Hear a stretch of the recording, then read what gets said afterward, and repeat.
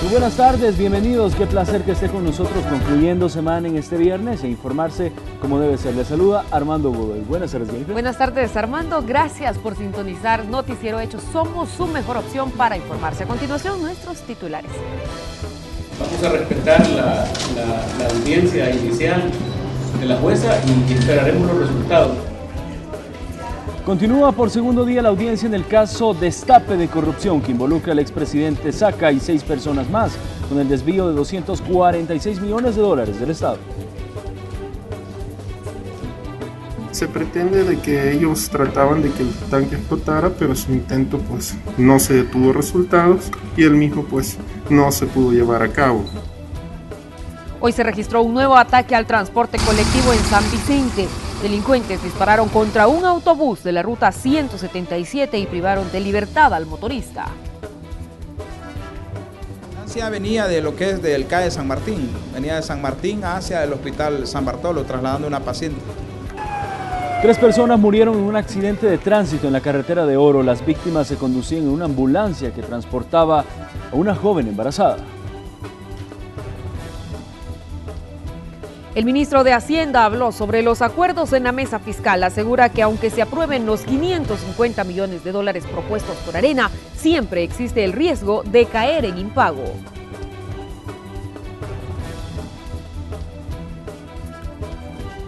Y en las noticias internacionales, en Estados Unidos, a 4 días de las elecciones presidenciales, hay alerta ante la amenaza de ataques terroristas.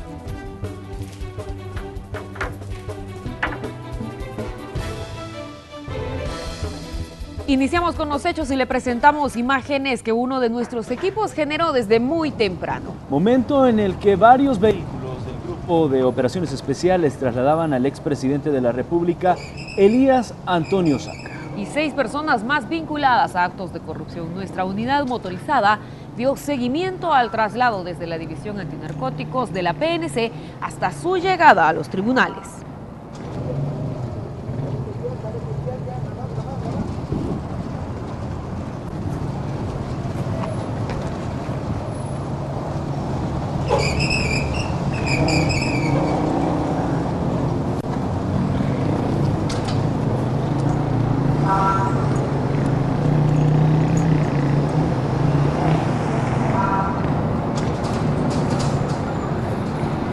Vámonos a los hechos. Hoy continúa la segunda jornada de la audiencia en el caso Destape de la corrupción. Y para que usted tenga un contexto de lo que ocurrió en el inicio de esta audiencia, le presentamos la siguiente nota.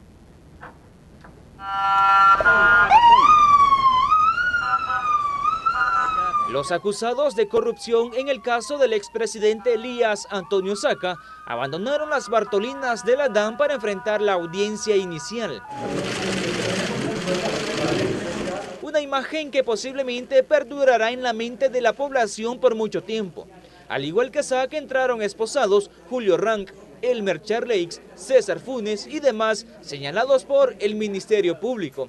El expresidente rompió el silencio y se defendió de los señalamientos del Ministerio Público, de lavado de dinero y agrupaciones ilícitas por 246 millones de dólares.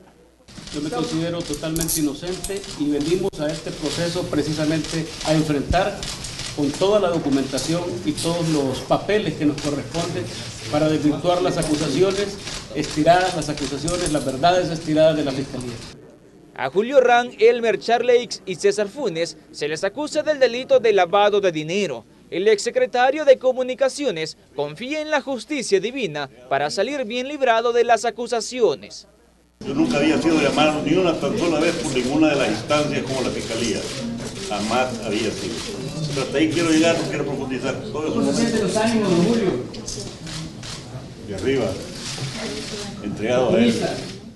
En el desarrollo de la audiencia, la Fiscalía pidió incluir 3.000 folios más de prueba documental, pero el Juzgado Cuarto de Paz de San Salvador no admitió la solicitud. El proceso debió realizarse en la presentación del requerimiento y no en una audiencia inicial, critica la parte defensora. dicen que pueden desvanecer los señalamientos de la Fiscalía. Incorporar 3.000 folios más y la señora jueza la ha declarado no al lugar, considerando que el requerimiento ya fue presentado y que más documentación no la puede presentar la Fiscalía en esta audiencia inicial. De estas cuentas del señor Charlet, de las que se ha hablado en este momento del desarrollo de la audiencia, se emitieron cheques para pagar cuentas personales de la señora Ana Ligia Misco Sol de Saca por un monto de aproximadamente $14.000. El desvío de fondos, según lo detalla el requerimiento fiscal, inició desde 2004 y se prolongó hasta 2010. Rastros que ellos dejaron en el momento histórico que los hechos acontecieron, que van desde el junio 4 de 2004 hasta los primeros 3 meses del año 2010, que el señor Elías Antonio Saca continuó recibiendo dinero de esas cuentas alimentadas con fondos estatales, específicamente a cuentas de la Sociedad Promotora de Comunicaciones por un monto de $982.000 y fracción. El Ministerio Público también solicita embargar todos los bienes de los procesados, incluyendo las empresas de comunicaciones del expresidente.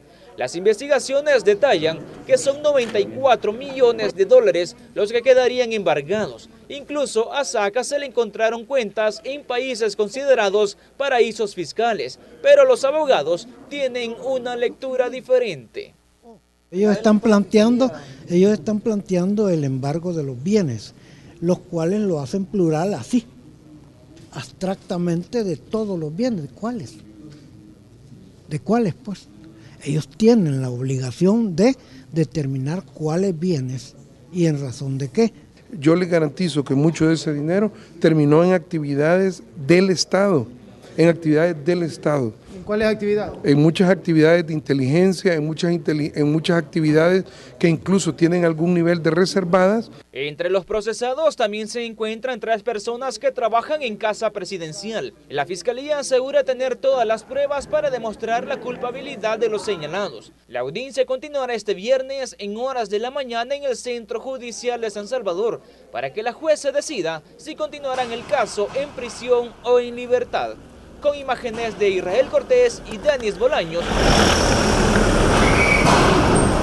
informó Raúl Hernández.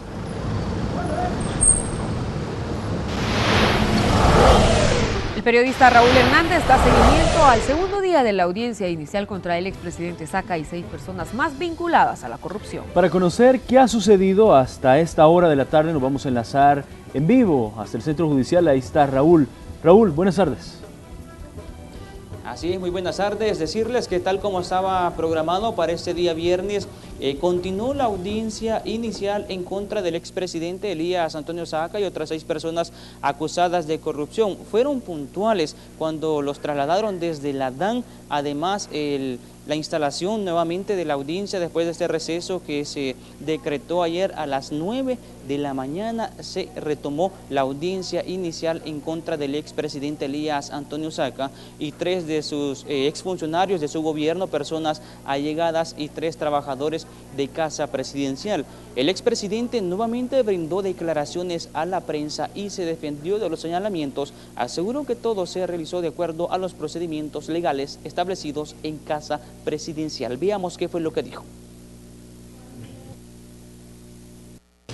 Vamos a respetar la audiencia inicial de la jueza y esperaremos los resultados. Nosotros somos inocentes de todos los cargos que nos imputa la Fiscalía.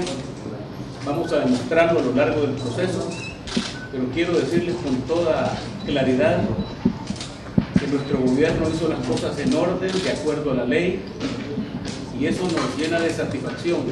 Son nuestros mejores argumentos para la hora de enfrentar esta situación. Yo les agradezco, no voy a responder preguntas por razones obvias, ustedes entenderán, ni tampoco quiero desordenar las medidas que tiene las personas de los tribunales estipuladas para esta sala de audiencias.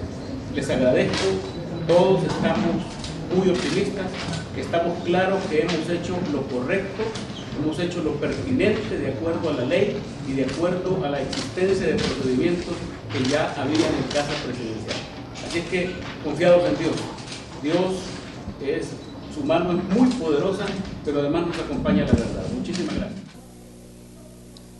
También conversamos con el fiscal del caso referente a la solicitud del embargo de bienes de los 7 procesados, incluyendo posiblemente el tema de las empresas del expresidente Elías Antonio Saca. Decía el fiscal que ayer se hablaba de 94 millones, pero ahora, mediante avanza este proceso de investigación, ya se habla de 98 millones de dólares que podría ascender estos embargos a los implicados. Sin embargo, esto podría incrementar a medida avanza el proceso judicial. Veamos qué fue lo que dijo el fiscal.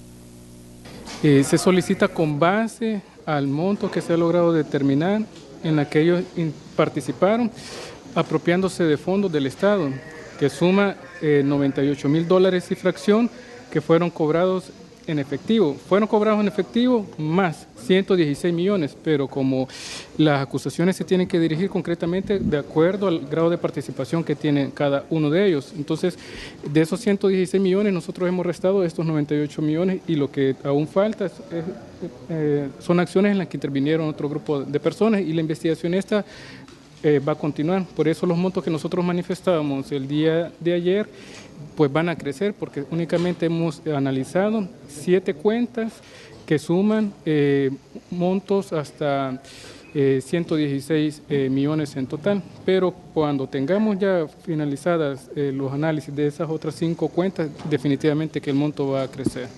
¿Y eso incluye las empresas de comunicaciones del exmandatario? Las imputaciones, tanto en materia de responsabilidad penal como de responsabilidad civil, se hace con base al grado de participación que tuvo tanto la persona natural como la persona natural interviniendo a través de una persona jurídica. Se tiene el monto específico del embargo y entonces los embargos se giran hasta cubrir un importe total, dependiendo lo que le estamos atribuyendo a cada uno que se apropiaron. Entonces, son 98 millones y fracción, más o menos, y de esos 98 millones nosotros hemos atribuido cantidades de dinero específicas para cada uno. Por ejemplo, el señor Francisco Rodríguez intervino apropiándose de dinero por un monto total de un poco más de 2 millones de dólares. El señor Pablo Gómez por un monto total de 73 millones y así sucesivamente. Entonces nosotros hemos ido aclarando esos aspectos con respecto a cada una de las personas. También conversamos con los abogados defensores, en ese caso del expresidente Elías Antonio Saca, la licenciada Silvia de Bonilla, quien ha desestimado las aseveraciones que dio el Ministerio Público de la posibilidad de que el exmandatario tenga inversiones y cuentas bancarias en otros países. Se mencionaba, por ejemplo, Dubái y República Dominicana. También conversamos con el abogado de Julio Rank, Lisandro Quintanilla, quien está pidiendo que se le desestime el delito de agrupaciones ilícitas y que su defendido pueda ser sobreseído. De toda forma, está pidiendo también que se le dicte una fianza hipotecaria al exsecretario de Comunicaciones de la presidencia de Elías Antonio Saca. Veamos las reacciones de los abogados defensores después de escuchar las reacciones, en este caso, de la Fiscalía.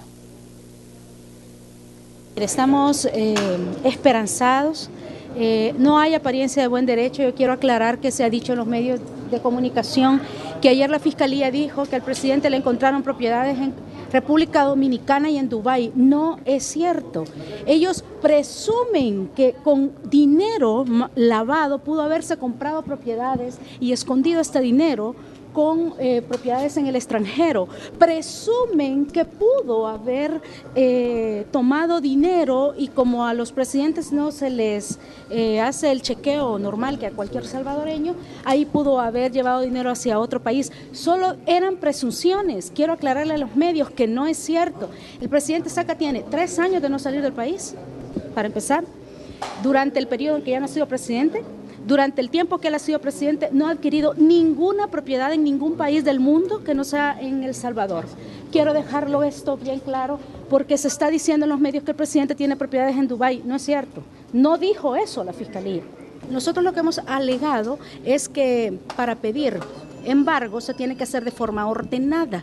Ellos piden que se haga un embargo en abstracto, me refiero, lo que encuentren, lo que hallen hasta donde alcance, así lo dijo la Fiscalía, y eso es pedir de forma desordenada. Se tiene que pedir un embargo, si acaso ellos tienen derecho de pedirlo, con un listado de propiedades por el valor de las propiedades, por el monto que se supone que tendrían que resarcir civilmente en caso de ser condenados, y no venir a decir aquí que quieren que embarguen todas las propiedades que encuentren, todas las propiedades que hayan, lo que alcance. Queremos pedir el sobreseimiento definitivo, al menos por el delito de agrupaciones ilícitas, porque creemos nosotros que esa conducta es totalmente atípica, es decir, no existe.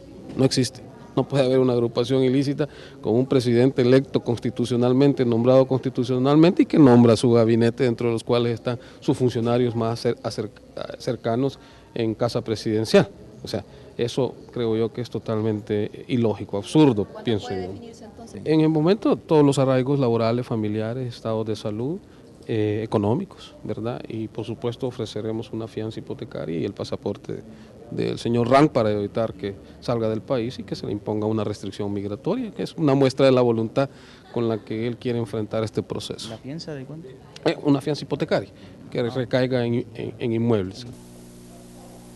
Actualizándoles la información, cuál es el panorama a esta hora de la tarde en el Centro Judicial de San Salvador. A la 1:30 de la tarde exactamente se regresó de un receso que se tenía y ya hizo su participación la Fiscalía. Después los abogados ahora se encuentran en la fase de alegatos. Esto podría durar aproximadamente 1 hora, de acuerdo a información que nos daban los abogados, 30 minutos el Ministerio Público y 30 minutos los abogados. Después de la fase de alegatos se espera que en ese caso la jueza Cuarto de Paz de San Salvador pueda tomar una decisión. Pueden ocurrir dos cosas, es que dé un receso de varias horas para luego dar lectura a su decisión, o puede en todo caso suspender hasta mañana. Recordemos que tiene hasta las 3:45 de la tarde porque se vencen las 72 horas después de haber presentado el requerimiento. Posiblemente si se da receso más tarde y se lea el dictamen en las próximas horas, ya casi en horas de la noche, o si no se ocurre lo contrario,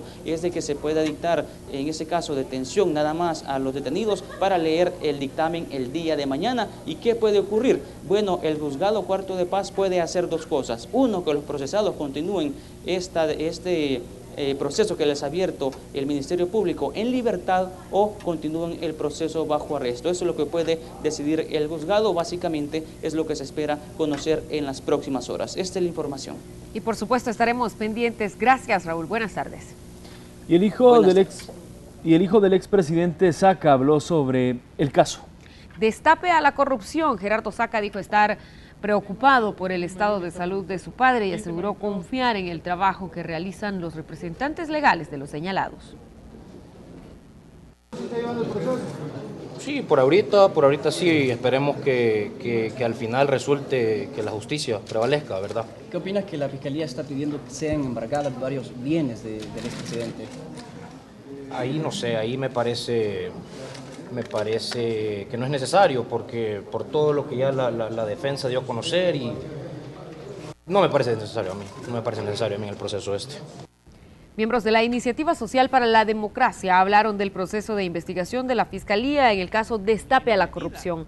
Manifestaron su preocupación por la posible participación de instancias que deberían auditar y controlar el manejo de fondos públicos. Además, pidieron al Ministerio Público que investigue al Partido Arena como posible destino de recursos del Estado. De la corrupción genera graves agravios a los principios de convivencia democrática y de justicia social, ya que atenta y socava la capacidad de las instituciones públicas en atender las necesidades de la ciudadanía. Todos los actos de corrupción que se cometen contra el patrimonio del Estado deben ser denunciados, deben ser investigados, y de encontrarse culpables, los responsables deben de ser sancionados.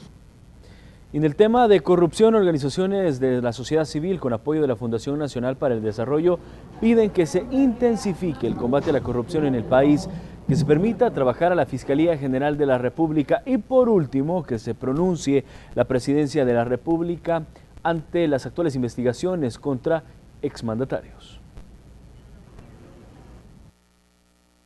La corrupción está minando las oportunidades de la juventud y también de las generaciones de niños que vienen luego de nosotros, las oportunidades de invertir en el área social, en la educación, en la salud, en el desarrollo económico del país, y creemos que no es posible realmente un país que tiene una un déficit fiscal tan pronunciado?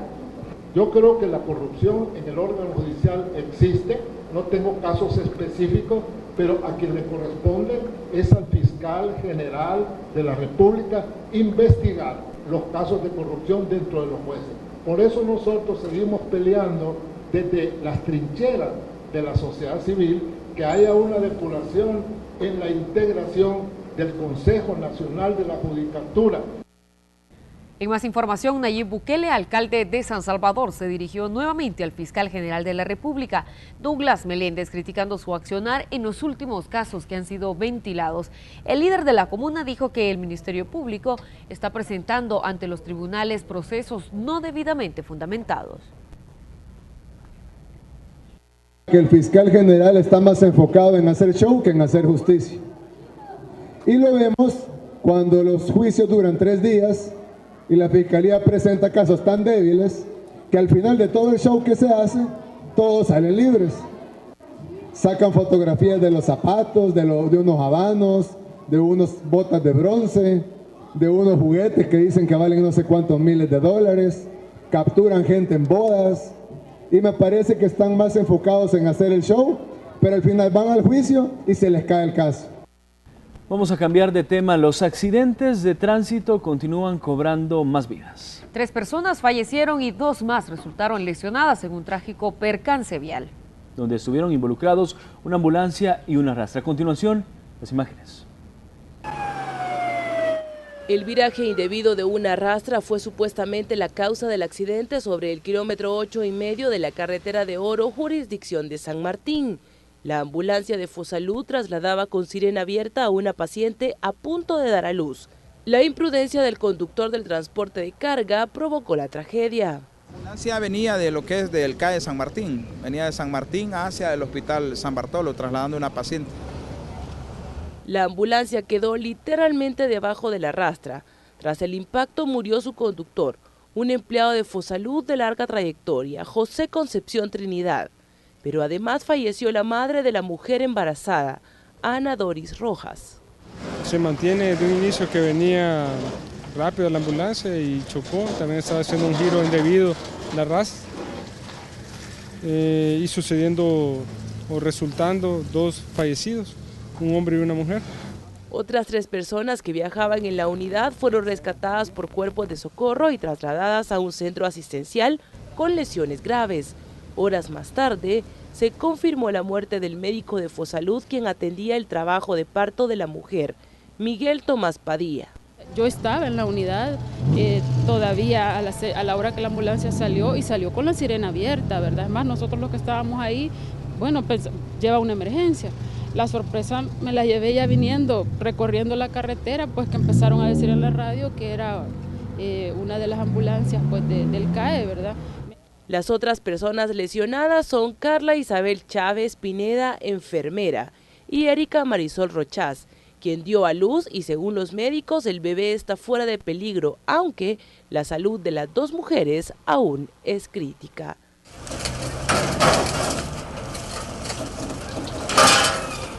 Del responsable, es decir, del conductor de la rastra, no se sabe nada, pues escapó de la escena y la policía aún está en su búsqueda. Este es un informe de Alejandra Canales. Reiterando los nombres de las víctimas de este fatal accidente de tránsito, las personas fallecidas fueron identificadas como José Concepción Trinidad Bautista, quien era el conductor de la ambulancia. Además, el doctor Miguel Tomás Padilla Bonilla y Ana Doris Rojas de Rochac, acompañante de la paciente, quien era trasladada al hospital, mientras que las personas lesionadas fueron identificadas como Carla Isabel Pineda, enfermera de turno.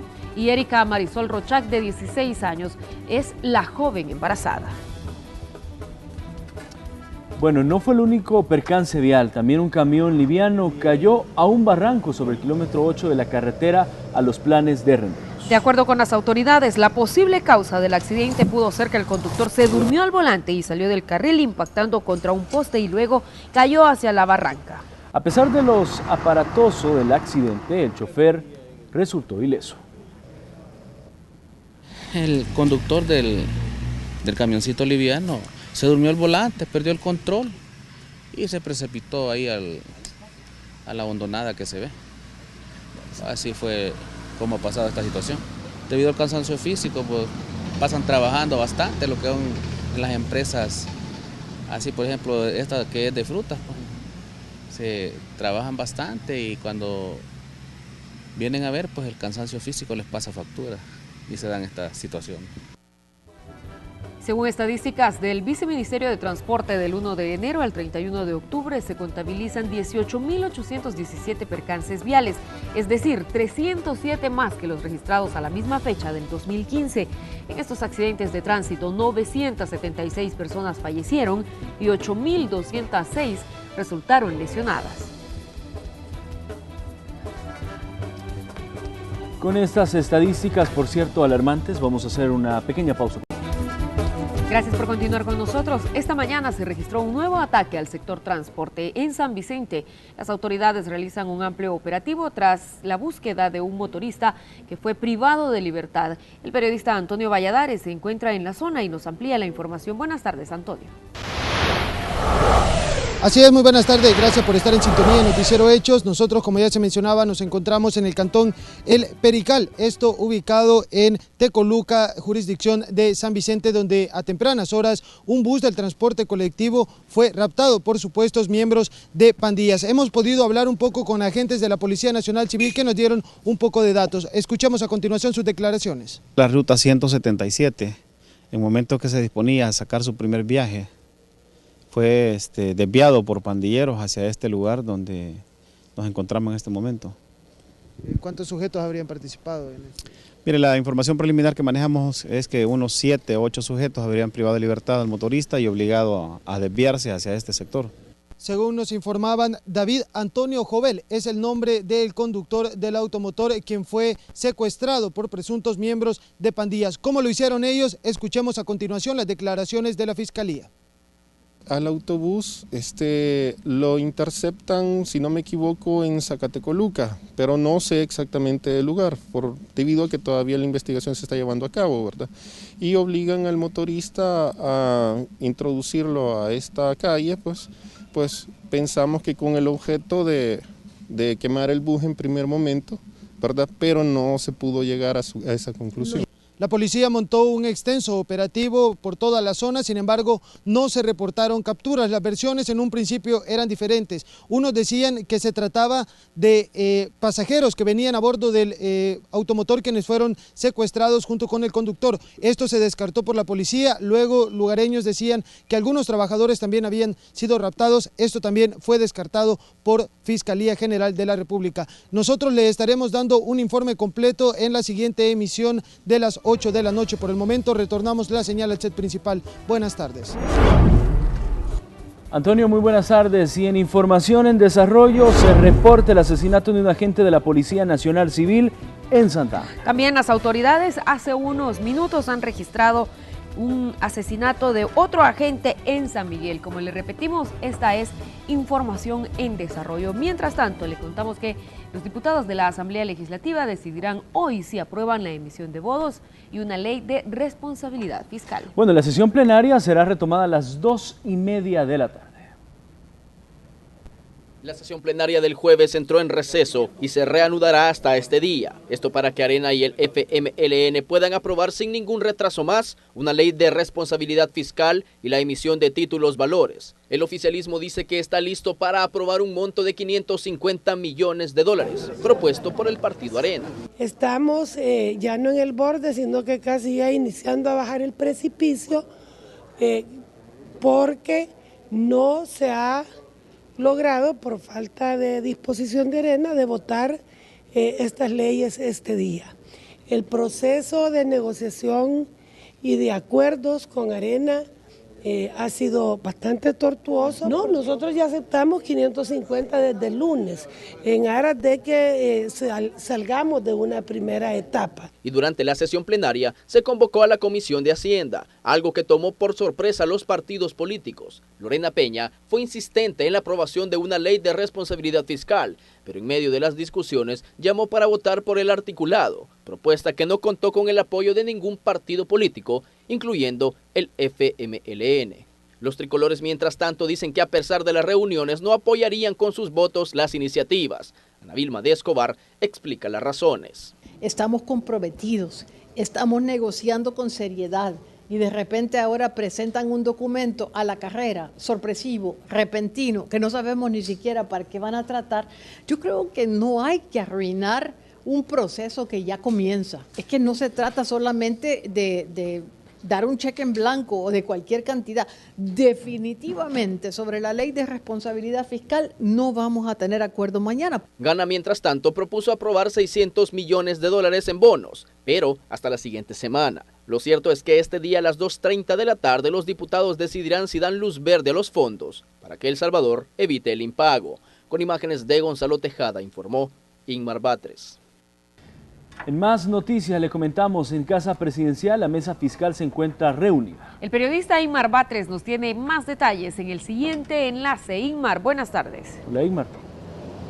Muy buenas tardes, Jennifer, Armando, amigos televidentes. Están viendo precisamente la entrada de Casa Presidencial, donde a eso de las 12 del mediodía se iba a reunir la mesa técnica que discute, como ya veíamos en la nota, la aprobación de bonos y también una ley de responsabilidad fiscal. Ellos decían que estaban esperando todavía al partido Arena. Arena dice que era a la una de la unión, es que ambos van a sostener hoy un encuentro con el presidente de la República, Salvador Sánchez Serén, para ver si se logra área de las 2.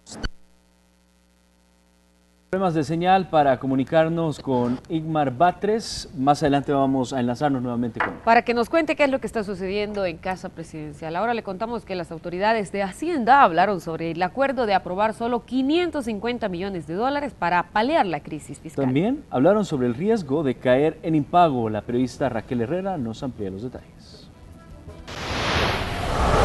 Compañeros, muy buenas tardes. Así es, el ministro de Hacienda, Carlos Cáceres, habló sobre los riesgos que implica el retraso de la aprobación de los fondos para hacerle frente a los compromisos de deuda que tiene el gobierno. De los $550 millones que está proponiendo Arena, 250 iría para problemas de caja y el resto para pagar deuda a corto plazo. A continuación, las declaraciones del ministro de Hacienda. Para mí no son suficientes por una razón bien sencilla. ¿A dónde es que está el riesgo de poder caer en un impago? En el cumplimiento de las obligaciones de deuda que se tiene con el sistema financiero, especialmente el sistema financiero nacional. Si no se pone de acuerdo y urgentemente Arena y el Frente, no solo no se va a pagar el FODE, sino que se va a dejar de pagar otras cosas. Y lo del FODE sería una parte del problema. Según Hacienda, se corre contra el tiempo para la emisión y colocación de esos bonos. De no aprobarse hoy, se corre el riesgo de no cumplir los compromisos de deuda. Es corto el tiempo, pero creemos que si existiera el compromiso por parte del país a través de sus partidos políticos de pues votar por el acuerdo fiscal y por la ley de responsabilidad y por la emisión de bonos este día, pues no estaría de menos que nosotros hagamos el mismo esfuerzo. ¿Qué sucedería si no se aprueba hoy? Si no se aprueba este día, probablemente se llegue tarde para cumplir los compromisos tal como lo ha dicho el ministro Cáceres. A inicios de año, el Ejecutivo solicitó $1.200 millones para terminar solventes 2016. El ministro de Hacienda, Carlos Cáceres, dice que los $550 millones no son suficientes y que se entrará con deuda 2017. Hasta aquí mi informe, más detalles en nuestra siguiente emisión. Gracias, Raquel, por esta información que nos has brindado. En otros temas económicos, pero en la zona occidental, los agricultores se resisten a las pérdidas en sus cosechas. Ante la falta de lluvias, nuestro aliado Punto Noticias con los detalles. En el país son cientos los que viven a través de la agricultura, pero lo que ellos esperan cada año es que sus siembras den las mejores cosechas. Este no es el caso para los agricultores del caserío La Matón del cantón El Coco, quienes se han visto seriamente afectados ante la falta de lluvia. Miren lo que lograron dar las matitas. Esto no tiene nada. Prácticamente están perdidas todas. Está bien preocupante, ¿va? Porque nosotros, digamos, siempre todos los años la siembra se ha hecho, ¿va? Con el objetivo de poder uno, que los ingresos sean mejores, ¿verdad? Porque uno, digamos, trabaja con créditos y lastimosamente hoy, digamos, que no ha habido agua, pues la siembra de frijol, como usted puede ver, pues está perdida, ¿verdad? No hay esperanza de que nosotros podamos, digamos, tener una cosecha como otros años. En esta zona del occidente del país son un aproximado de 500 los agricultores que poseen sus frijolares y tienen de entre 2 a 4 manzanas de terreno cada uno de ellos y aseguran que años atrás no se habían visto afectados ante una sequía como esta. Más o menos nosotros tenemos una inversión de $500 por manzana, ¿verdad? Es lo que nosotros invertimos porque nosotros ponemos la mano de obra, ¿verdad? Entonces nosotros invertimos eso porque nada más compramos el abono, compramos insecticidas, fungicidas y herbicidas. Mire, las vainitas no tienen nada, ¿ve? Ellos esperan recibir ayuda para poder cubrir sus gastos realizados en sus siembras, debido a que la mayoría les toca realizar préstamos y ahora sus pérdidas están en un aproximado del 80%. Yo le hago un llamado a nuestro querido presidente, ¿verdad? Que nosotros, así como lo apoyamos a él cuando él anduvo en su campaña política, ahora hay un pueblo que estamos sufriendo, vamos a decir, de hambre, ¿verdad?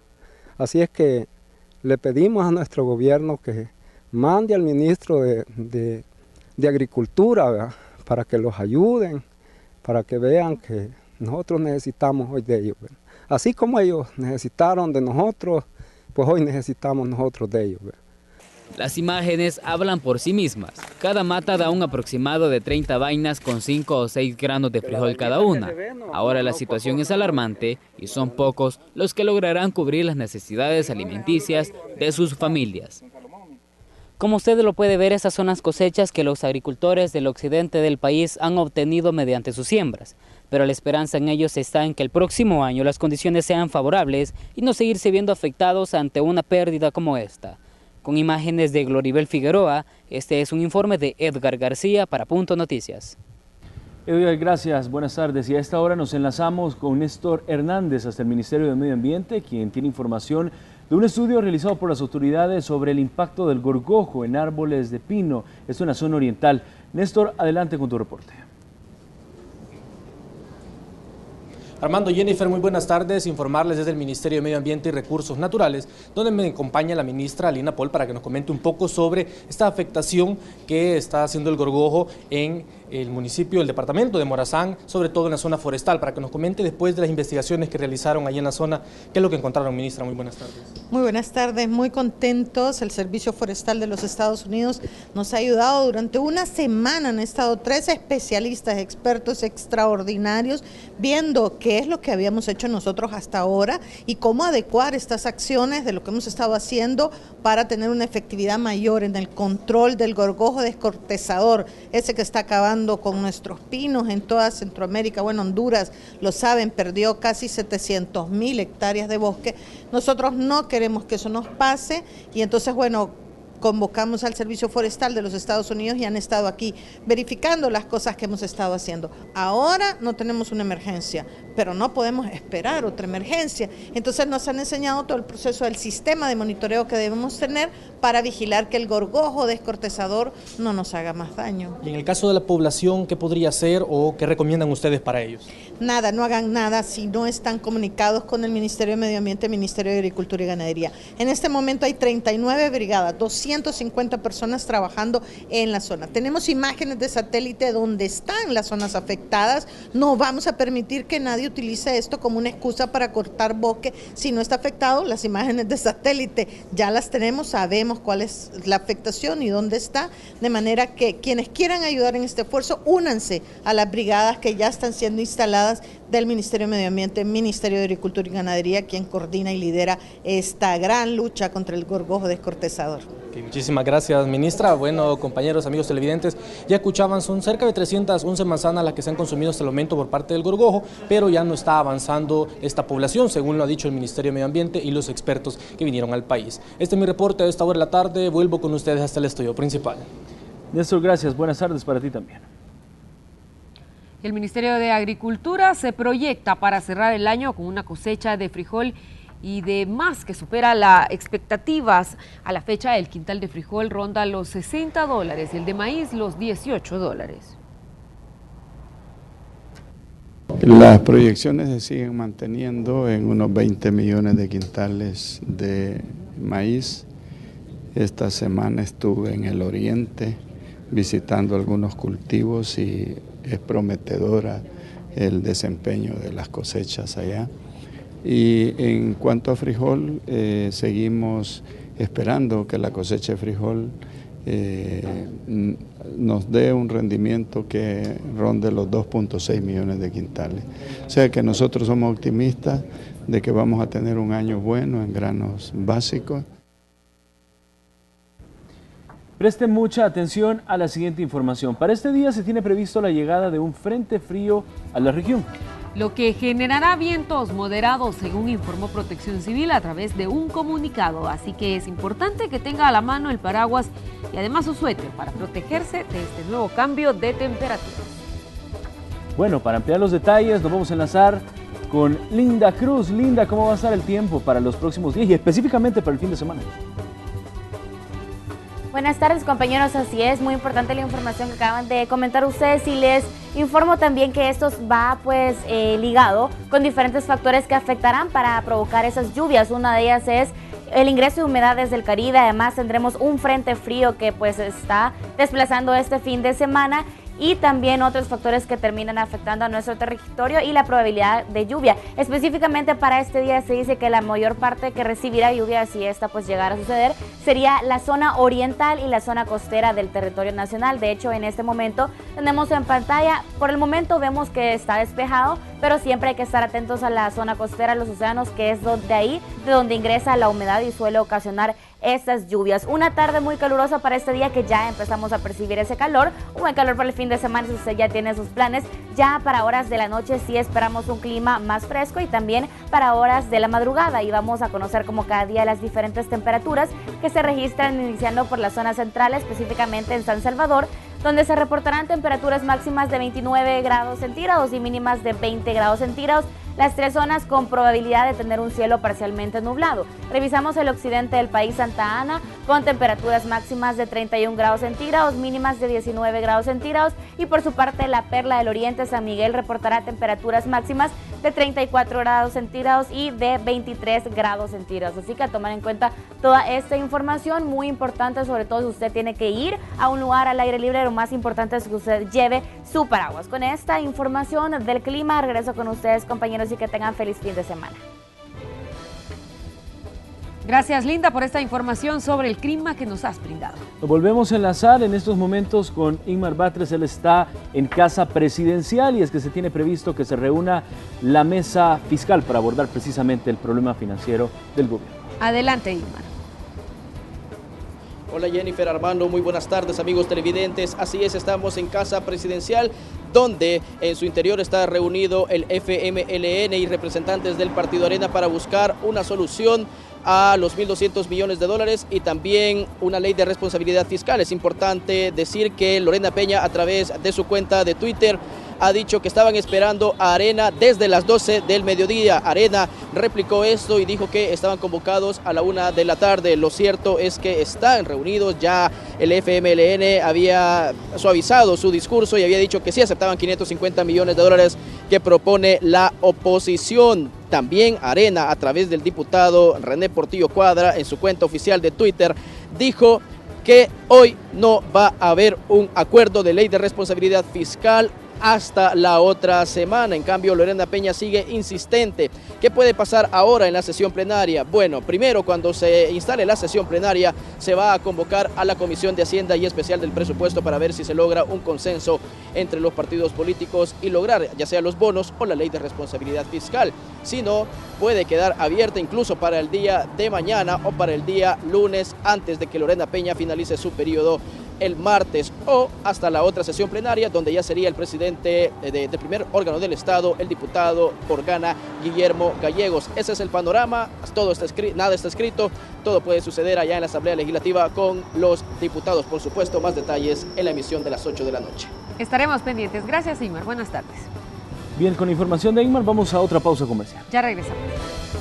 Próximo 9, 10 y 11 de noviembre, El Salvador será la sede de la tercera reunión ministerial de Agricultura Familiar de la Comunidad de Estados Latinoamericanos y Caribeños, CELAC.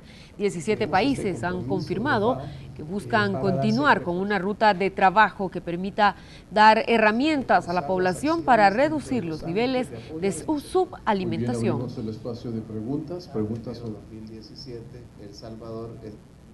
Este encuentro de los próximos días es muy importante, puesto que nos dejará una ruta de trabajo a seguir, no solamente de cara al 2025, que es el periodo que hemos definido, sino también con miras al 2030 en cumplimiento de los objetivos de desarrollo sostenible con los que nos hemos comprometido a nivel mundial. Red Moviendo Negocios presentó. Vámonos a noticias internacionales. ¿Qué está pasando en el mundo? Bueno, en Nicaragua todo está listo para las elecciones generales de este 6 de noviembre. Más de 3 millones de nicaragüenses acudirán a las urnas para elegir a las autoridades que los representarán en los próximos 4 años. Entre ellos están los cargos del presidente de la República. 7 partidos se disputarán la presidencia. Sin embargo, todas las encuestas revelan que solo el Frente Sandinista de Liberación Nacional del actual mandatario, Daniel Ortega, tiene posibilidades de ganar. Ortega, quien lleva como compañera de fórmula a su esposa, Rosario Murillo, obtuvo 64% de aprobación y un 52% de intención de voto, según un sondeo publicado recientemente. Acompañado durante toda esta semana. Buenas tardes, bendiciones, disfruten. Buenas tardes.